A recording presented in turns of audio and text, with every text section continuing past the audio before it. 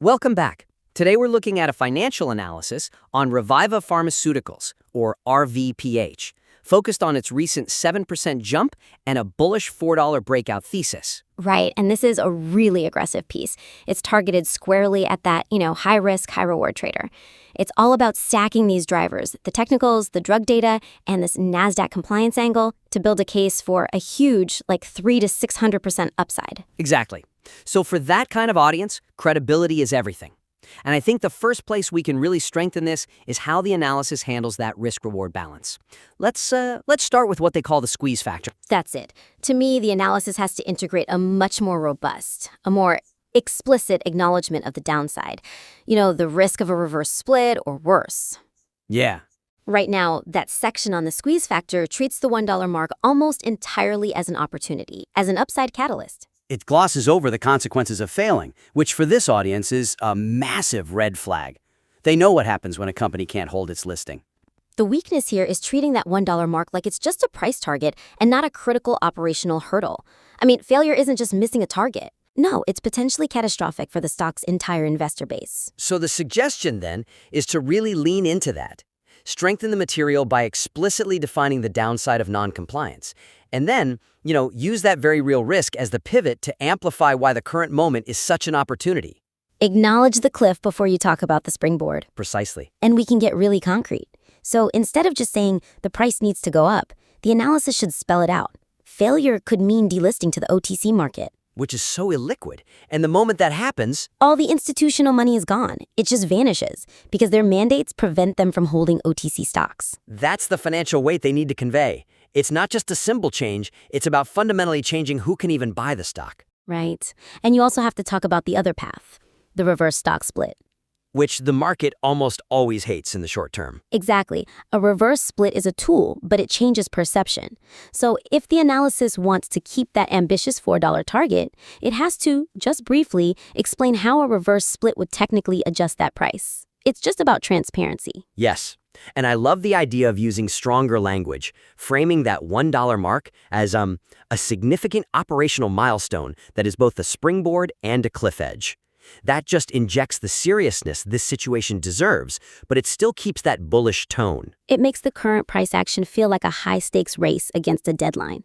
That is so much more compelling than just, the price needs to go up. Okay, that feels like a solid improvement. And it brings us, I think, pretty smoothly to the second point, which is moving from the stock mechanics to the actual core value, the drug itself, brilaroxazine. Right, the clinical data.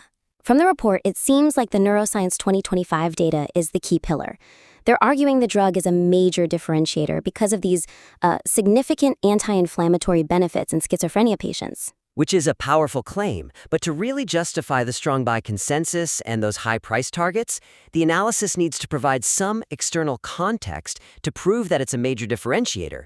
Right now, I'm not sure it does enough work to earn that valuation. That's the thing. The weakness is that this claim, this anti-inflammatory benefit, it's just presented in a vacuum. There's no reference points. Nothing about the current standard of care. Exactly.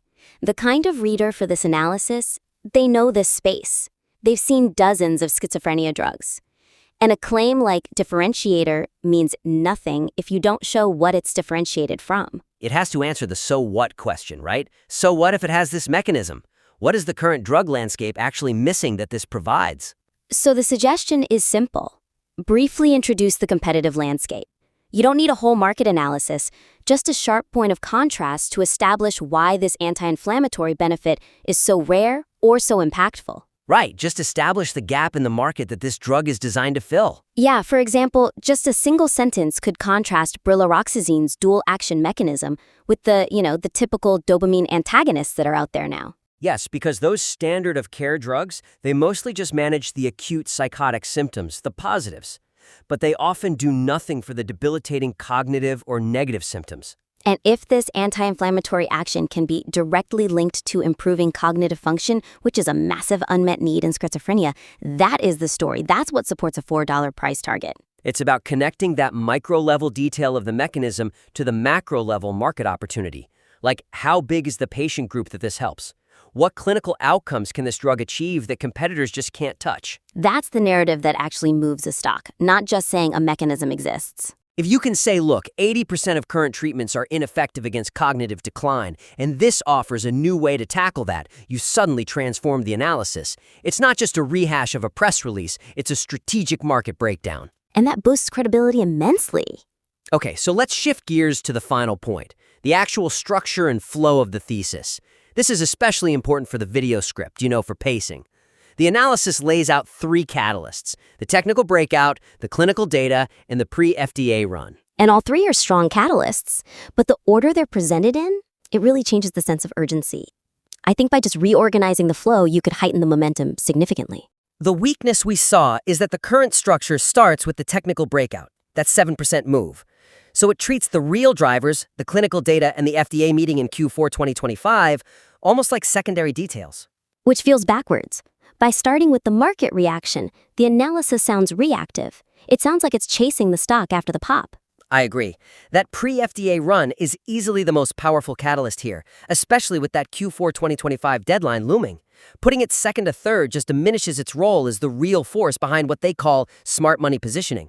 For an investor who is looking at a $4 target, the fundamentals have to lead the conversation. Always. So the suggestion is basically to reorder the thesis, establish the company's core value first, then hit them with the most urgent fundamental event, and then use the technicals and the NASDAQ pressure to explain why the market is finally waking up right now. You have to flip the script. Instead of saying the stock jumped 7% because of X, Y, and Z, you say, look at these massive fundamental drivers, X and Y, and that 7% jump you just saw, that's the market finally starting to price in this anticipation. So for that video script, you start the core segment on Relaxacine's data. That's the why analysts are bullish angle. That's the deep value. And you immediately follow that up with the Q4 2025 FDA meeting. That's the fuse. You have to frame that as the catalyst you need to watch. Put the audience on high alert. Then and only then do you bring it all together. You connect the volume, the 7% move, the strong buy signals. You connect all of that directly back to the anticipation of that FDA news. And it makes the technical action feel like a logical, rational consequence of an impending event, not just some random chart movement. And that gives so much more weight to the whole thesis. It moves it from just a penny stock that exploded story to a sophisticated look at smart money positioning ahead of an inevitable catalyst. Okay, I think this has been a very focused critique. Let's just quickly recap the main actionable suggestions for the listener. For sure. So, 3 key areas. First, integrate the downside risk of NASDAQ compliance. Talk about delisting. Talk about a reverse split. And use that risk to frame the opportunity as a high-stakes sprint. Second, to really justify that major differentiator claim, the analysis has to add competitive context. Show what current treatments lack and what Proloxazine uniquely provides, especially for something like cognitive outcomes. And finally, optimize the narrative flow. Prioritize the fundamental drivers, the clinical data and that FDA meeting, over the technical reaction. Lead with the core value and the urgency. And